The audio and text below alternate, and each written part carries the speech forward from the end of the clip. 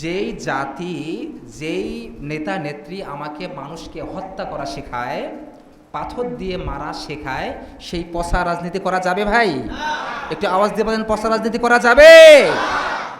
তারা আমাকে পাথর দিয়ে মারা শেখাচ্ছে। কত বড় পশু, কত বড় জানোয়ার হলে একজন মানুষকে এরকমভাবে পাথর নিক্ষেপ করে মারা যায়? দেখছেন না আপনার ঘটনাটা? চাঁদা না দেওয়ার কারণে। কি না দেওয়ার কারণে? চাঁদা না দেওয়ার কারণে 2 লক্ষ টাকা চাঁদা দাবি করেছিল। ফ্যামিলির সদস্যরা বলছে, তার ছেলে মেয়ে বলছে যে বাবার কাছে প্রত্যেক মাসে 2 লক্ষ টাকা চাঁদা চেয়েছিল, বাবা রাজি হন নাই, যার কারণে বাবাকে এভাবে হত্যা করেছে। প্রশাসন কি বলছে? যে না, এটা আসলে চাঁদার কোনো বিষয় না, তারা তো চাঁদা খায় না, তারা তো জিবরিল আমিন ফেরেশতা, এই দলটা তো চাঁদাবাজি করে না, তো এটা ব্যবসায়িক দণ্ডের কারণে তাকে হত্যা করা হয়েছে, এরকমটা বলছে না? তাদের কথা কি মানুষ খায়? বিগত 17 বছরে হারুন সাহেব বলেছিল না, সমাজে ঘটে একটা, হারুন সাহেব বলে আর একটা, প্রশাসন বলে আর একটা। এরা বোধহয় বোঝেই না, জানেই না যে এগুলা মানুষ আর এগুলা খায় না, এই সমস্ত জিনিস মানুষ আর কি খায় না। চাঁদা না দেওয়ার কারণেই এই মানুষটাকে কত নির্মমভাবে হত্যা করা হয়েছে।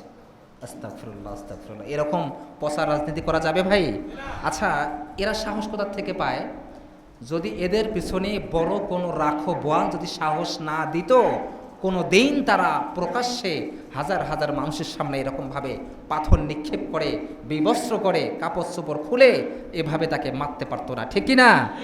অবশ্যই তাদের পিছনে বড় কোনো রাখো বোয়াল আছে যে তোরা চাঁদাবাজি কর, চাঁদাবাজির ভাগ আমাকেও দিবি, আমি তো বাইরে থাকি, আমি তো লন্ডনে থাকি, আমাকেও দিবি, যা ইচ্ছা তাই কর, আরে জেল জুলুম যা কিছু আছে এগুলো আমরা দেখে নিব, কিচ্ছু হবে না তাদের, তোদের কিছুই হবে না, আমরা তো আছি, যা ইচ্ছা তাই কর। এরকম সাহস যদি না দিত, কোনো দিন এরকমভাবে প্রকাশ্যে একজন মানুষকে বিবস্ত্র করে পাথর দিয়ে তাকে হত্যা করতে পারতো না।